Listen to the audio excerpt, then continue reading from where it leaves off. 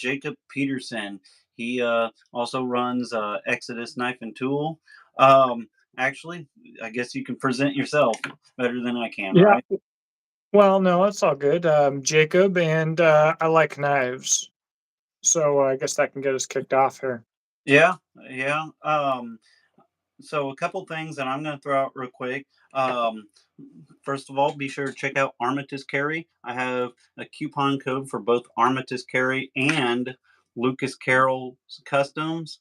He does these amazing grips. A coupon code for both of these is Last Huntsman, all capital letters. And if you haven't tried the Ursus Cub with the Lucas Carroll grips, definitely check those out. Um, and also, August 23rd is the release of, or the first drop of my knife design, the Huntsman, being produced by a very good knife company. Right now, Scab and John with Heavy Set Tactical both has one, but after Scab is done, he's sending one your way to try out too. So, Can't wait. yeah. So what we're going to be discussing tonight is certain features, certain designs, and or just um, maybe even certain brands that I just don't like. Things that doesn't appeal to me. And right off the bat, I'm going to say, some of these things, if they work good for you, or you like the brand or models or whatever, good for you. I'm not trying to set a standard here or anything like that. This is just my own personal preference, and Jacob Peterson's going to get into some of his personal preference too. So, what's some like Excited. crazy things that you don't like saying on knives? So I, generally speaking, just don't like to see anything on a knife, with exceptions, that is not functionally motivated. Okay, so like, could I throw one out there real quick? Well, Sawback type of thing. What's your thoughts on top style sawbacks? I hate them. Hate them? You know, early on when I hated sawbacks, I would often hear people say, well, it's not for sawing through wood. It's actually just for making notches for traps. Well, you could easily make a notch. I would argue just as quickly. Faster. Cross Yeah. grain baton twice, pop your chip out, and you've got your notch if you want a quick notch. So, yeah, generally speaking, I have, I, if there was a saw that worked as efficiently as I would want a saw to work, uh, I probably still wouldn't want it because of what I feel are the downsides to having a saw on the back of the knife. Well, it really kind of, in my opinion, it makes the entire spine of the knife mostly worthless. And me personally, this is just a preference, but I like something with a sharp spine. I can get a lot of work done with a sharp spine, not only for a ferro rod, but I can scrape some fine fluff with um, stuff. I can, you know, scrape bark. I can do a lot of things with a sharp spine. So I don't think a sharp spine is like 100% necessary for me, but I really do like it. And a sawback immediately takes away from that. So when it comes to the spine, no matter what you do, I prefer it to be uh, a purposeful decision. So I do like a square spine. I spend the vast majority of my time reviewing knives, throwing sparks off of a ferro rod, and scraping tinder and making fires. However, I do also like a knife with a purposefully broken edge or an entirely rounded spine. And I find that when I'm putting pressure on that spine and using the knife, that can be very nice as well. And I think we can have a bit of a best of both worlds situation where you have a rounded spine with a square section for a ferro rod, and that is something that will be incorporated into my own knives, Lord willing, next year on the Legionnaire. But whatever you do, I like to see that it was done on purpose. So a knife with an almost square spine. What's up, Jake? A Yeah, knife what's with up? an Very good almost knife square company. spine. Oh, What's sorry. up? I was gonna say very good knife companies here. Folks, be sure to check out Very Good Knife Company. He has some amazing knives. He's the one that's producing my knife, the Huntsman, and I have a handful of or a few others of his designs and stuff. Just awesome knives. So just be sure to check I'm out. a fan. So yeah, so I like them sharp and I like them round. But what I don't like is when they're square, they're almost sharp, but not really. And the manufacturer's just pumping the knives out. They don't intend them to be sharp or to be dull or to be rounded or anything else. They just cut the thing out and sent it. Um, I don't know. Yeah. So another one, I'm gonna probably piss some people off with this that I personally don't really care for. And I've had a couple exceptions to this, but generally I don't care for Scandi grinds. And it, I'm don't I'm not saying that because I don't think that Scandi grinds are not useful. I just find that full flat grinds and saber grinds are, at least for me, more versatile, and I don't really find the particular utility of a Scandi grind worth its niche kind of use. What's your thoughts on Scandi grinds? I like a I like a Scandi grind if I have a specific knife with a Scandi grind for a specific purpose. I believe if I had a Sloyd, a knife specifically for fine carving, that I would probably like for it to be a Scandi grind. And I love Moras. They have thin stock and they work well for being a Scandi grind. However, I don't have many knives that I keep just for one purpose. And your Scandi grind is your weakest type of grind because a true Scandi grind has no micro bevel, has no support behind the edge. So it's going to be either the most likely to become damaged, or it's going to be so thick that it's going to perform terribly. Um, so So, I like it. I like it for specific things, and if I was going to grab a knife specifically for one thing, it could very well be a Scandi. But as a general rule, uh, certainly not my favorite. so I will say the little caveat there: the only Scandi grind that I've actually come to like quite a bit is the Bear Force Knives Simple, and I can't remember exactly what steel he used on that one. I think 52-100, if I recall right. But and I'm not a Scandi grind guy, but that one for whatever reason actually performed pretty decently. I like just the way it worked. And you kind of mentioned Mora. I'm probably going to have some people's heads explode, but I don't really like Moras, and I don't know what it is. Every time, like I go out in any kind of little like camp scenario, or I'm doing like a little training deal or whatever like that, guys will be like, "Here's this Mora, blah blah," and it's like, dude, it's a Swedish piece of crap with plastic handles. Like it doesn't do nothing for me, and so So, so for me, I do think that it is a that it doesn't do anything for me excitement wise at all. I yeah. don't get any warm and fuzzies from Mora. I'm actually when I do a class and students show up with a Mora though, I'm usually pretty excited because it beats some of the beat to heck buck Skinner that looks like it's been put through a grinder or super tactical uh, karambit, tanto, reversed edge, Pical that some of these guys carry. And they just can't. I'm like, I encourage students to use their own knives in class so that they can see how they perform and learn how to work better with their own knives.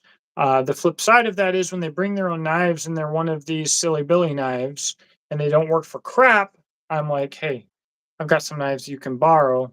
They learn firsthand uh, what the deal is. PJC asked if they were knives behind me. Yeah, they are knives behind me.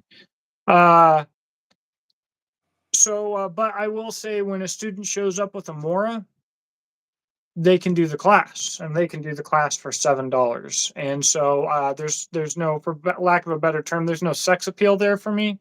But I like being able to do something for as cheap as possible. I'm familiar with SK knives. Yeah, I haven't heard of SK knives. So my long term like budget model that I usually suggest for people, I usually tell people first thing first, if you can get an SE, start with an SE. But for me, I kind of really tell people grab a Cold Steel SRK. I'm not a big Cold Steel fan, but the Cold Steel SRKs I think are actually pretty solid for money, and I've beat the crap out of. I got like three of these, and because a lot of times I just hand them off to people. This one actually I got for my wife, and it's set up left-handed because she's wrong-handed. But um, yeah, so Now, do you Colt, feel like do you feel like Demco is a better version of Cold Steel's budget knives?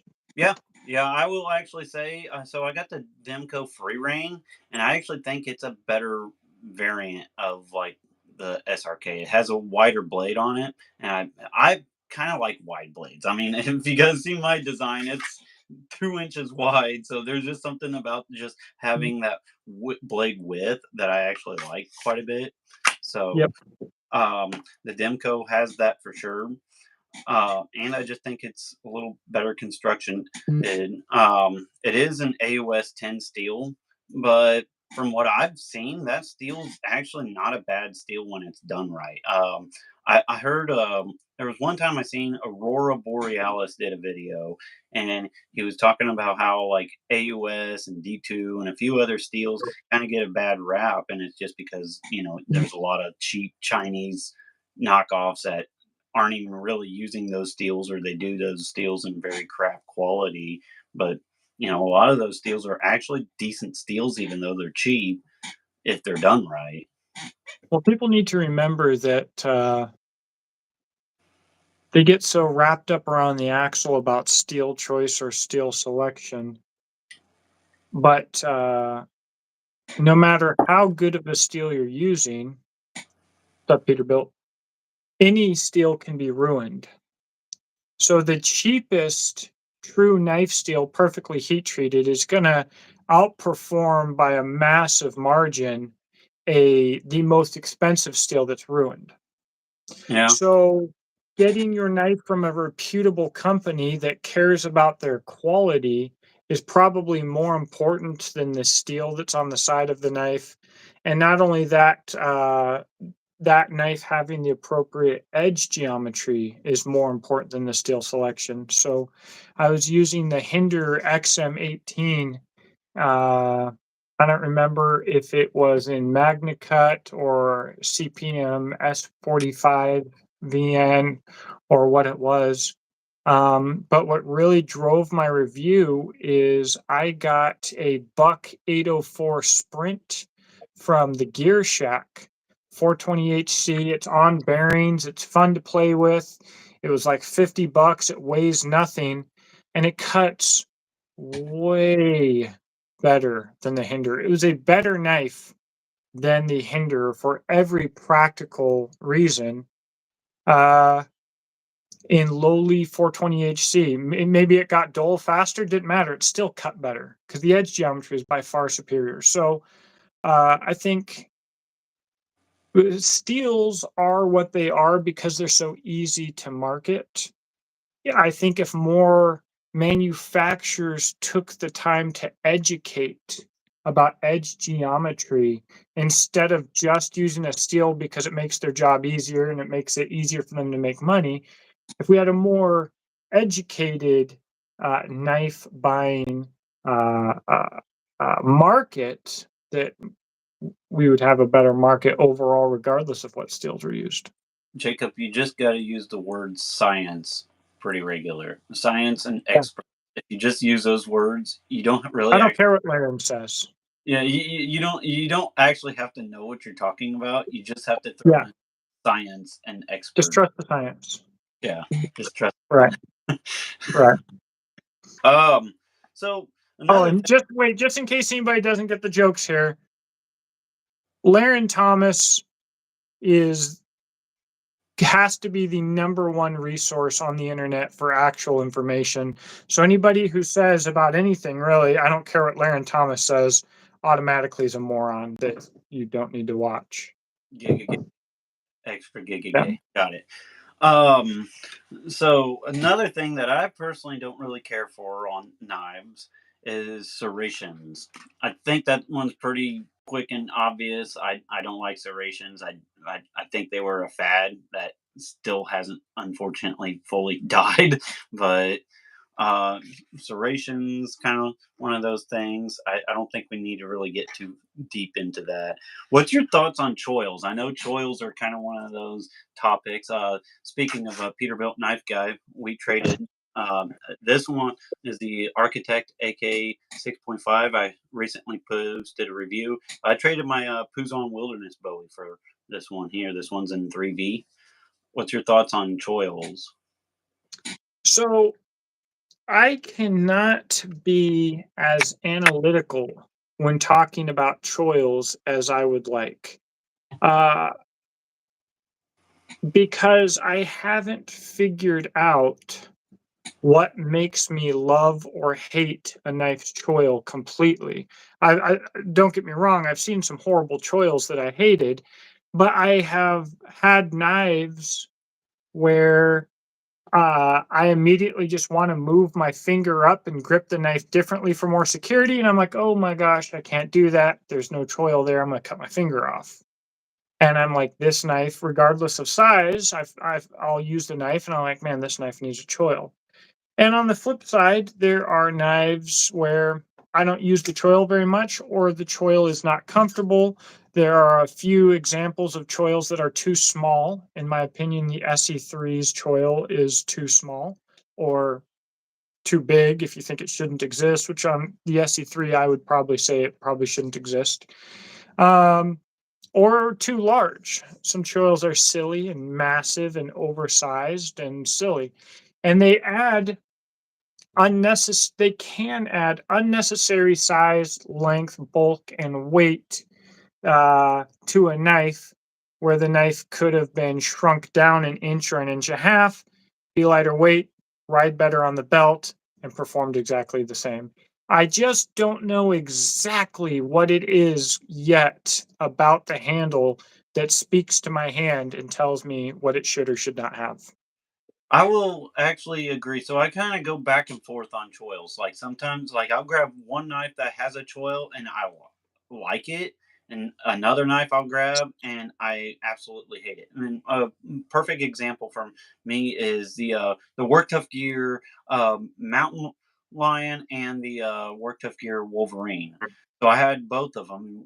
They're basically the same knife, exception for the Wolverine doesn't have a choil, and that knife, the Wolverine, just felt so much more balanced to me, while the Mountain Lion with that big choil on it just felt a little awkward. And but then, another knife though that has a choil is like this Architect or the SE6. I actually think the SE6 style choil, for whatever reason, works for it, which I don't even know why I don't mind it.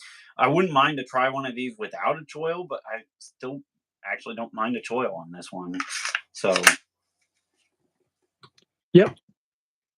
Jimbus says that he likes sharpening choils, and I go back and forth on sharpening choils as well. I don't mind to have plunge lines go directly from the ricasso or guard into the edge. I think people don't like that potentially for aesthetic reasons. Doesn't bother me. But I don't mind a small sharpening choil, but I can get sharpening choils caught up on things while I'm cutting through them or skinning. And so I especially don't like large sharpening choils, which I would almost say the SE3 choil is like a massive sharpening choil because it almost doesn't make sense that it would be a finger choil. Because I have narrow hands, guys. They're size large, but fairly narrow, and still it's a little on the small side. So sharpening choils, just like choils themselves, I can go back and forth on a bit. Okay. Thoughts on recurves? What's your thoughts on recurve style blades? Or I guess I could kind of incorporate a kukri too. Yeah, so on a kukri, I like my recurve. Kukri, I feel like the recurve is not there just to be a recurve. It's there because the knife is designed with a purpose, with a weight distribution intention, and to get there, they used a recurve, and it makes sense. So I don't mind a recurve a bit on a kukri. On say a smaller knife or a pocket knife where someone threw in a recurve for a aesthetic bullet point, I'm not a fan. Okay, I generally don't care for recurves, and I've had some recurves over the years. I've had I think one of the worst ones I had was a Bark River Los Lobos or something along those lines, and it was just kind of a weird recurve because it was just very subtle, and so I didn't really see the point of it. Honestly, wasn't recurved enough to actually make much of a difference, but yet it made it more tedious to sharpen. And Right. as far as kukris, I've kind of bounced around on kukris personally. I like kukris in some ways, but at the same time, I find myself just gravitating towards like a big drop point or big Bowie, and I feel like I can do about 90% of what a kukri can do as far as like chopping and such. So to me, I'm kind of like, okay, I can kind of just go with a big Bowie and do just fine. Peterbilt knife guy brought up like them as long as they are not fantasy knives. I guess he's talking about a recurve. I guess. Yeah, fantasy knives as a general rule. Now, I was looking for a knife with some recurve that I actually don't mind that I was going to pull out for example, but I'm not 100% sure where I put it. I just cleaned it up and oiled it today. Um, This might be an example of a recurve that I despise. This is a the same model that I carried in Afghanistan. Um, I need to get you my Kukri Bowie at some point. Oh, But you're. what I was gonna say, yeah, the gunslinger. What I was gonna say is, as a general rule, I don't like any knife that is fantasy. And um, sadly, in a market where that is most people don't use their knives, will never use their knives at all. So most of your knives that get sold at a higher dollar value, or a lot of them, I should say, have a lot of fantasy value. And that's one of the things I like about White River Knife and Tool and Essie is you don't get the fantasy fluff. I kind of feel like there's a few models I do like, so I'm not trying to throw the brand completely under the bus here, but tops, I feel like they have a lot of ninja-ish sawback tactical, whatever you would call it, type of blades that I'm not quite sure what they're even going for anymore on some of their stuff. Um, that I think of tops when I think of fantasy a lot of times. I uh I have a few Tops models that I like. I've had a lot of bad experience with Tops knives, and they I could never if someone told me I want to get a knife from a brand, but don't tell me which knife. Just tell me a brand and I'll pick my own. I don't feel that I would ever be comfortable to say, go get a Tops. Yeah, I will say I mean, it's the bottom line. one of my favorite Tops knives that I've had, actually, John with Heavyset Tactical has it now, is the Top Silent Hero. There's something about this Top Silent Hero that I actually like. And the Silent Hero 4, I can um, um, kind of say the same thing for, but um, a lot of the other models I'm just not really so hip on. And while we're kind of on the like, I guess fantasy, and I'm gonna kind of throw in tactical mall ninja stuff because that's actually one of my things that I picked. Um, I think a lot of the blades that are just overly marketed as tactical, I just generally don't care for. And both Jacob and myself were um, ex-military. We're both infantry guys, and one of the things that I like to kind of point out to people is the one of the most iconic military combat knives is just a classic K-bar. And a K-bar, what does it do great at? It's just a great utility knife. And as you know, and as I know, most of the times as an infantry guy, you're just using your knife to cut basic things open or So, do basic tasks with. And so when I see some of these knives that are marketed as like tactical, and they just have like a lot of excessive jagged edges and just look ridiculous, and they don't really perform any basic knife task, yeah, that's ugh. Jimping where it can just uh Gimping will be on the list. We'll give it its time. yeah.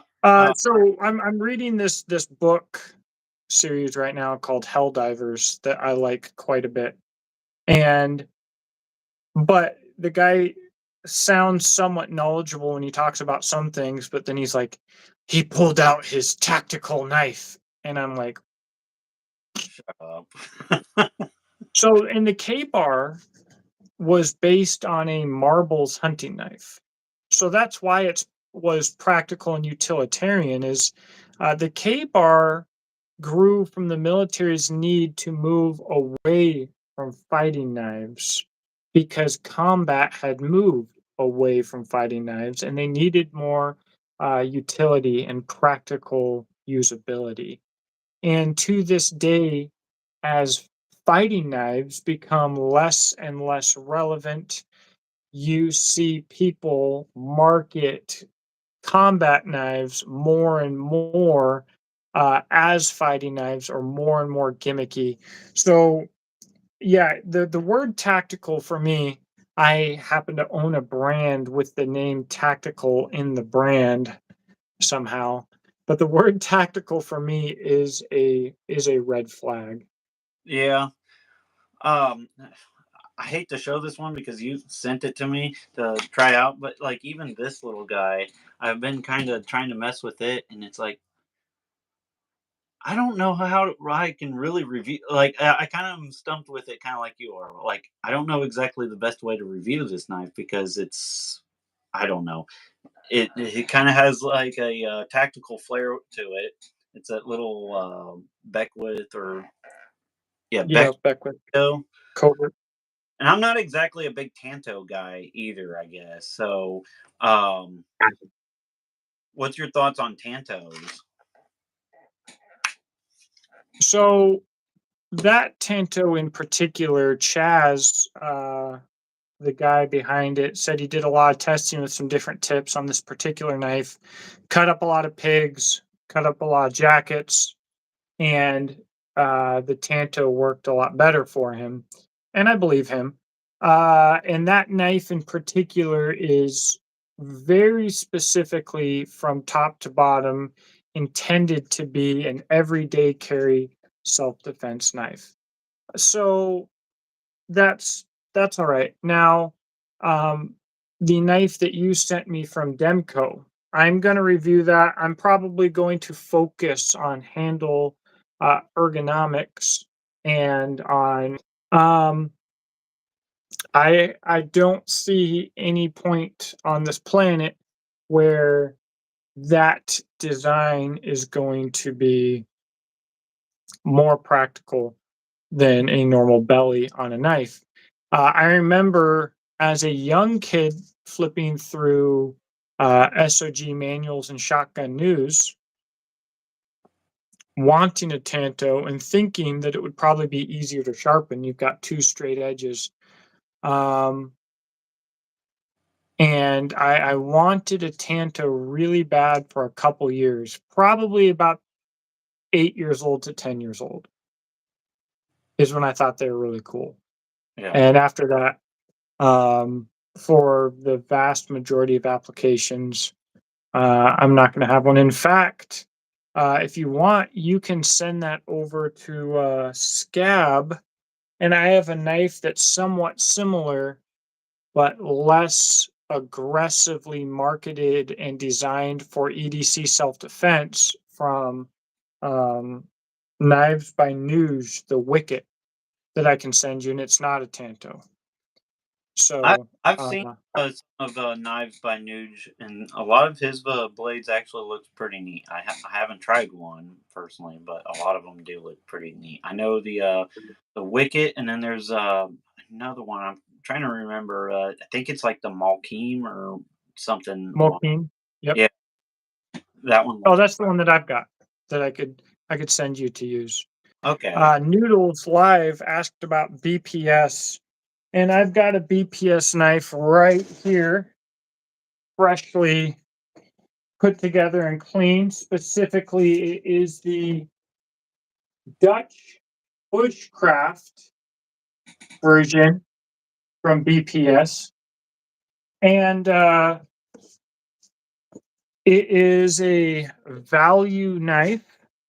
It would not be a knife that I would pick at the point that I am at in my life, uh, because there are things that really stand out to me as being a value minded knife.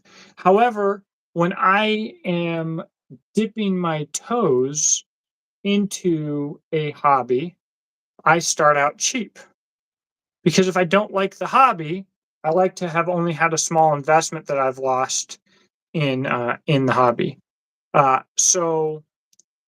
This being a full tang knife of relative quality coming in as affordable as it does, I'm a big fan. I think it's fantastic. And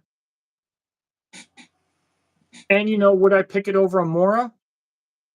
Probably, maybe, probably. What? It's not Probably. a grind. Uh, It's not a Scandi grind, and it doesn't have a plastic handle. I guess our audio is cutting in and out. I wonder if it's me or you. I have no idea. I mean, it seems like it's coming through on my end just fine, but For for me, I can hear you perfectly with no cuts. yeah, that's how it is for me. Perfect. So I I'm just wondering if it's the YouTube live stream because I know last time I was on with John with Heavy Set Tactical, we kind of had some issues too. So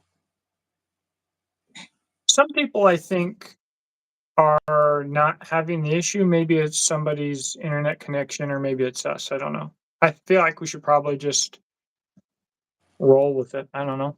Jimbus, it probably Probably the feds. heads. Yeah, Yeah, it's probably probably is. Yeah. all right, so another thing that I was going to point out that I don't really care for is I guess we'll talk about handles. Smooth handles and round handles. I'm not really a fan of either. So like I know a couple that stands out to me is like Bark River where they just really polish up their handles, or LT Wright sometimes does that too, or they'll have some of these like broomstick handles that are just perfectly round. What's your thoughts on that? Uh, I see both sides of this. I have a Bear Forest Knives GT3 that is very round. and I like it a lot. I don't personally have issues with it rolling. I will say that generally speaking, I don't enjoy Bark River's higher levels of polish on their handles. Um, I think that there is something to be said for handles that are slab sided, and that can be done right or wrong. Of the opinion that traditional tops designs are very much wrong. But on the flip side, Very Good Knife Company does a fantastic job with a flat handle, and a handle like this BPS is very comfortable. It works great, no issues with it at all. Um, and the same thing being said with contoured and rounded handles, I think that it can be done right or wrong. My Jackalope and Adventure Craft have relatively round handles. I'm a little bit biased, but I do like them a lot. So there is also an in between, and I'm actually hoping to bring this to market for a gunslinger line of knives. But I'm looking and I'm in the process of collaborating with Ross Gammons at Dry Creek Forge right now. We're going to collaborate on a handle that is flat at the front, but nicely radiused, and then moves in the back to being nicely rounded with a nice swell at the back of it. And so I think that we will have a good dinner, Peterbilt. I think that we will have possibly the best of both worlds with minimizing friction when chopping or whatever else at the back of the hand and where it's needed and where we could be high vibration, high friction, have a high surface area with no high spots. Whereas at the front for our fine work, we have great indexing and still be a good shape to not create any hot spots or issues. So that's going to be interesting. And that's going to, we'll see how that goes. I'm really excited about that. Jim Bassasset, this is my original dart. My original dart was one of the first darts ever made in S30V. And it had the Rocky Mountain tread pattern. And at the time, I think I paid about $300 for it. This is back in 2009. So $300 then is like 900 or $1,000 in today's money, probably. And it was crap. It was just garbage. And at the time, you had to pay extra to get your knife sharp Just because they like, perpetuated the myth. At that time, it's a different company now. At that time, they perpetuated a myth that a sharper edge was a more acute edge and that a sharper edge was a weaker edge. But yeah, so this is not the one I had in country. This is one that I bought for the fields afterwards. And I was also interested as I had progressed further into my knife nerdom and education if I would still think it was awful. And it is. And not only that, in 5160, which this knife probably always should have been, and with an edge thickness of like 60 thou, which is absolutely goofatronicus. The knife was outperformed by the White River FC7 in S35 VN with a third the edge thickness, and it took damage when the White River did not. so That's retarded. So, interesting anyways, um, topic on edges. So I had this really thick deer spine, and I chopped through it with three different knives. One of them being your workhorse. Your workhorse didn't get any edge damage whatsoever. Um, I was borrowing the Survive 5.1 from John with Heavyset Tactical and Magna Cut. That did get a decent amount of edge damage chopping through that deer spine. And I used the Reef F6 and 3V, and it got a little bit of edge damage, but it was noticeable when looking at it, but you couldn't really tell and function thing, yeah, that it yeah. thing. So both Magna Cut and 3V are significantly potentially tougher than the 1084 that is used in my workhorse, or I should say was used in my workhorse. However, like Laren Thomas said, what's going to have a greater effect on the knife's performance for toughness or edge retention is going to be edge geometry. The workhorse has a fairly thick edge, I believe, coming in at about 40 thou, maybe even 50 thou, so quite a thick edge. It has a medium high grind and it has as much spine thickness as you can imagine. So that steel might be less potentially tough than some of these other steels, but it's got so much meat backing it up. Oh, it's the workhorse. It's, it's the workhorse. It's Yeah. the workhorse. I mean, so one last little final thing I was going to bring up on handles, I guess. Um, so you kind of got mentioning like contoured round versus flat and slab side, and I've kind of come for my preference that I actually like both. And I think it really depends on how the knife company does it. I think some knife companies can overly exaggerate even like a contoured handle, or just like very good knife company. And I also will shout out TRC. They do really good slab sided handles that just like even my design, I could just do the Ninja Death Grip, squeeze it as hard as I can, and it doesn't even fatigue my hand at all. Um, Earlier you mentioned jimping. So you like jimping, hate jimping, somewhere in between on it. What's your thoughts on jimping? I like jimping sometimes, but if it bothers my hand, it's done wrong. And Top is again a good example of this. I feel like they took this, can take a design like this, and they're like, yeah, that's really cool, but we need more features to advertise. So how about we put jimping here? And then how about we put jimping here? And then let's put some jimping right here. And just ruin the knife. Just it's just horrible. And so I have plenty of knives that I like the jimping on. It's generally much shallower, much narrower. Um, but and it depends on the use too. EDC knives with jimping, I have ones that I like quite a bit. But jimping, I would say, is one of those things where if you do it right, it might add like this tiny hair width of practicality. But if you do it wrong, you can ruin the entire knife. It's almost not worth it. And jimping will always be a stress riser for a blade as well.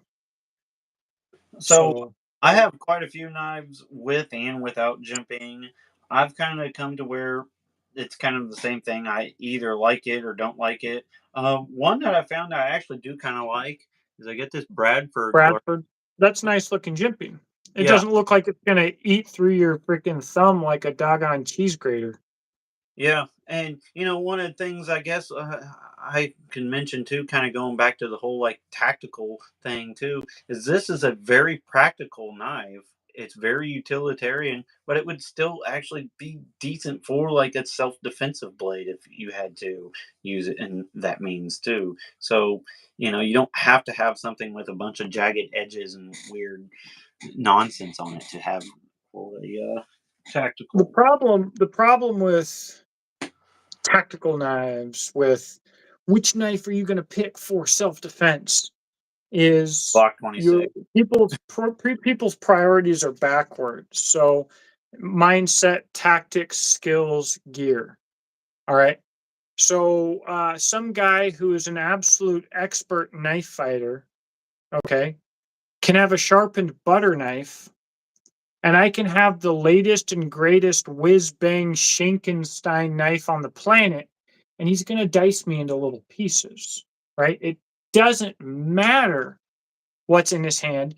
And if me and you get into a knife fight, it's very likely that the last variable that could exist that's going to affect the outcome of the knife is the knife. of the fight is the knife in hand.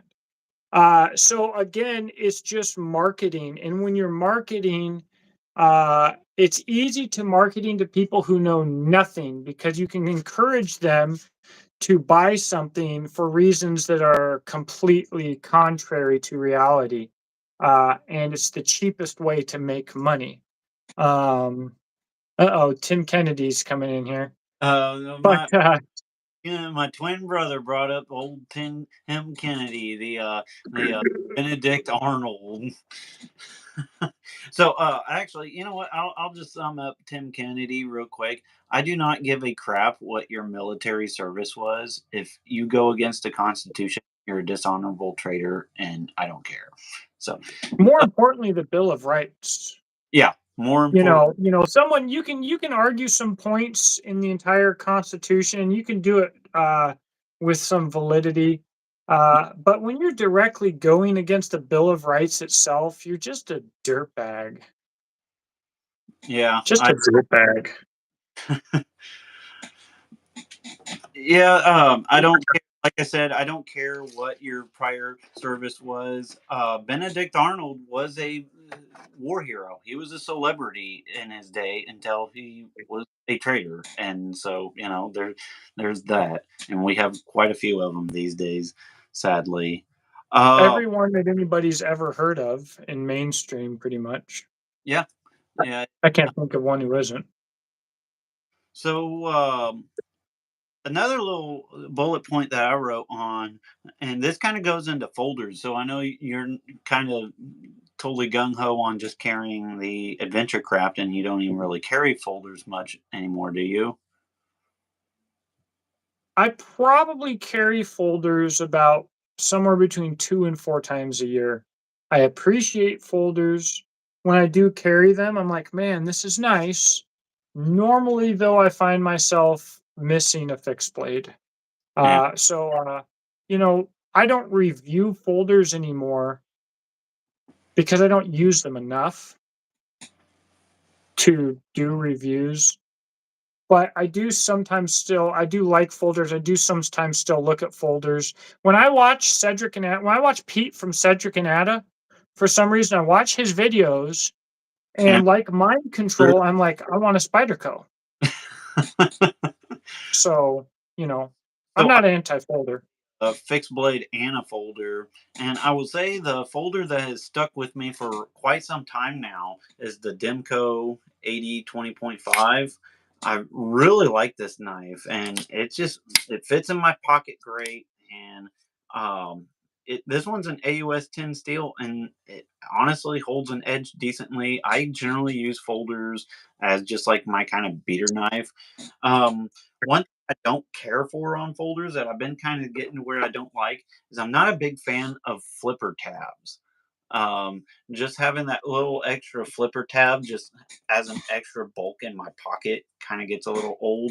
But I've also now I've only had it happen with the Tops MSFG model, but it's a flipper, and there was twice that I've had it somehow engaged the flipper tab in my pocket, and the blade was just sticking out of my pocket. Like I was looked down and just seeing a blade sticking out of my pocket. A And poorly designed and manufactured tops? No, but yeah, there was something about it that it did it once, and it's I a was bad seat pen. yeah, I gave it to Kenny. My twin brother has it now, so the doppelganger can deal with it. Yeah, yeah. But So if Kenny cuts himself with it, will you feel it? probably on some telepathic, Yeah. type of way, but I don't know You exactly. probably should have given it to someone else in that case. Yeah.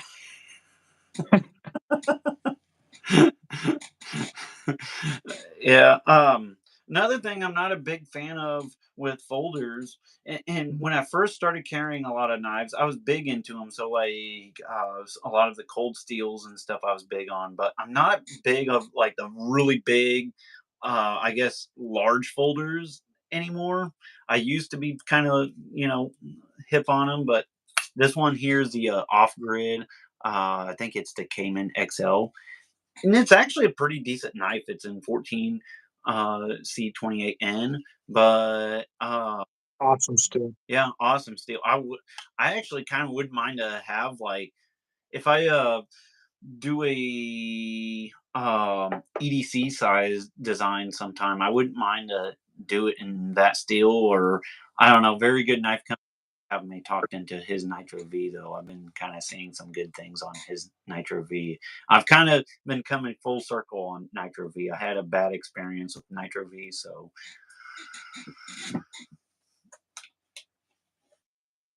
Jake from Very Good. I agree. Fixed blade for the win. Back to your Demco. I think that the Demco knives are fantastic. I want a Demco is one of the few folders that I want. And probably someday I'll probably have to make that happen. I want to get a Demco with day glow handle scales. so Just it needs mine to is the happen. AD 20.5. I really like that size, and they got a few different blade styles, and I really like the shark lock that they got. And I've even in my review Exactly. Yep.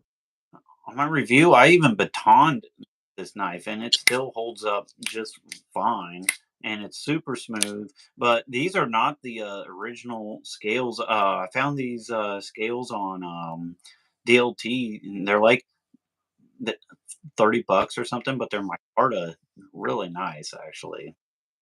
Nice. Nice. So Hussein,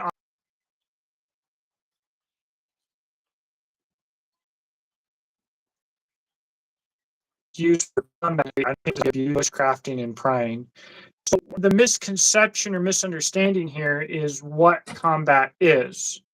I'm sure you know as well as I do, there's nothing more abusive on a knife than giving it to a soldier in combat. A combat knife is not a knife that you use to dip into the soul of your enemies every purely for opening MREs and for being abused. And out of every soldier that you run into with a knife, probably 1 in 3 the tip's completely broken off from prying something stupid. Cutting into cans for their dip cans, you name it. If it's retarded, some Joe is out there doing it, especially if it's a real combat arms infantryman and a real soldier. So, bushcrafting is far easier on a knife than a combat knife because a combat knife, its pure existence is abuse.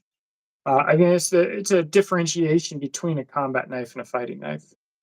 So funny little story here. So here I am, a corporal in the Marines, and probably one of the times I came unglued on a private, and this was partially my fault because I handed said private a knife, and I was like, "Hey, clear some this brush out so we could set up a mortar system." So I give him my blackjack Tac Ops 8, and I just started hearing this like chink, chink, chink, chink, and I was like, "What the hell?" And I look, and he's like bending grass over on a rock and smacking the knife into a rock on. So you completely ruined my blackjack tac ops, which those are kind of collectible these days now, which is kind of sad. But yeah, I came unglued on this guy. So Arkansas EDC said you really want to abuse a fixed blade bussy combat. I have actually bent a bussy combat in authentic use in the woods. I do like them certainly, uh, I think but they're I'm well familiar. so John with Heavyset Tactical sent me a Yeah, Jimbus said I know a guy that bent a bussy by batoning it. Guilty. but yeah, I Heavyset Tactical sent me a what is it? Gemini team something or another or bussy. And the handles was just weird because it was just like three large like bulbous things on the side of it. And for at least my medium sized hand, I was just kind of like, what the hell is going on with this handle? So I kind of complained about the handle a little bit. But the knife, Master of the Sorry, Master Disaster said, used on a seagoing environment, the ground pounding is not the only environment, guys. So what do you use a K bar for at sea? Cutting rope and MREs?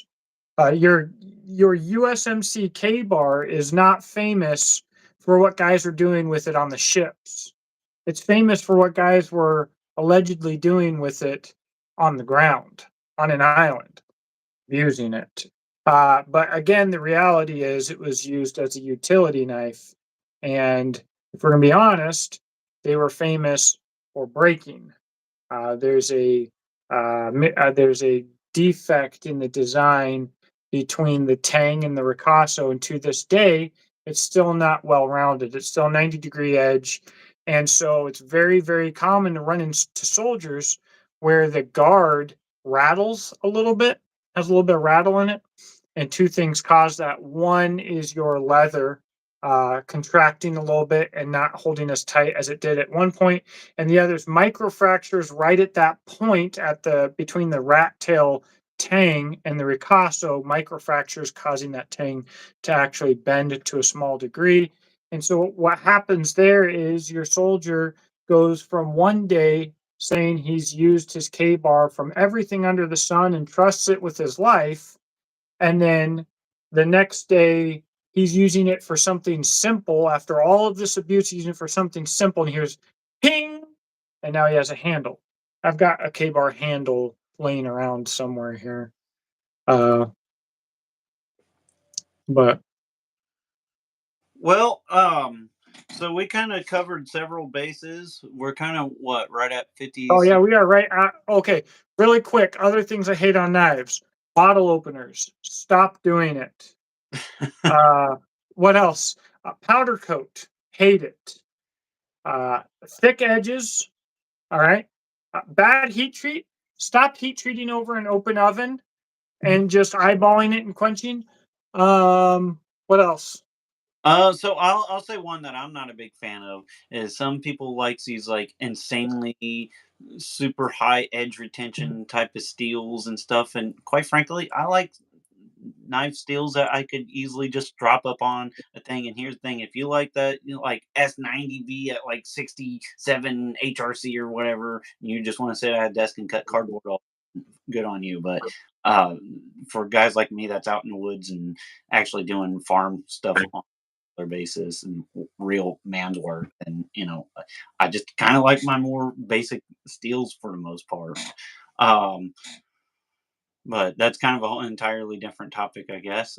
Maybe one that we'll have to bring up on a different live stream. And hey, John, thanks for hopping on too. Everybody, thank you for hopping on. I guess we're going to go ahead and wrap this up, right? Yep. Have a good Yep. night. Thanks for having me on, Gabe. I y- appreciate it. It was a good discussion. Yep. Thank you. And thank you for everybody for tuning in. And as always, be prepared both physically and spiritually. God bless and carry on.